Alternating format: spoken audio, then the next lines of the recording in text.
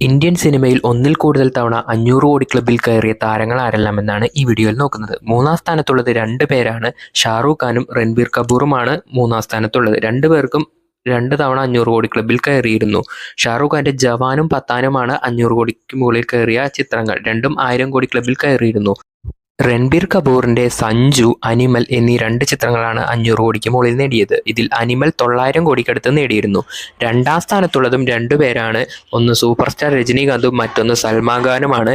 രജനീകാന്തിന്റെ കൂലി 510 കോടിക്ക് മുകളിലും ജയിലർ 615 കോടിക്ക് മുകളിലും 2.0 660 കോടിക്ക് മുകളിലും നേടിയിരുന്നു.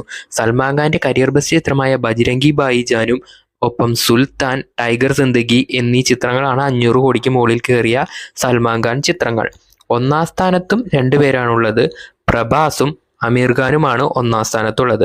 പ്രഭാസിന്റെ ബാഹുബലി, ബാഹുബലി 2, കൽക്കി, സലാർ എന്നീ ചിത്രങ്ങളാണ് 500 കോടിക്ക് മുകളിൽ കയറിയത്.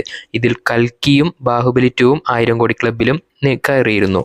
അമീർ ഖാന്റെ Dangal, PK, Secret Superstar, Dhoom 3 എന്നീ ചിത്രങ്ങളാണ് 500 കോടിക്ക് മുകളിൽ കയറിയ ചിത്രങ്ങൾ. ഇതിൽ തന്നെ ഡങ്കൽ 1000 കോടിക്ക് മുകളിൽ നേടിയിരുന്നു. ഡങ്കലും സീക്രട്ട് സൂപ്പർ സ്റ്റാറും മാക്സിമം കളക്ഷൻ വന്നത് ചൈനയിൽ നിന്നുമായിരുന്നു.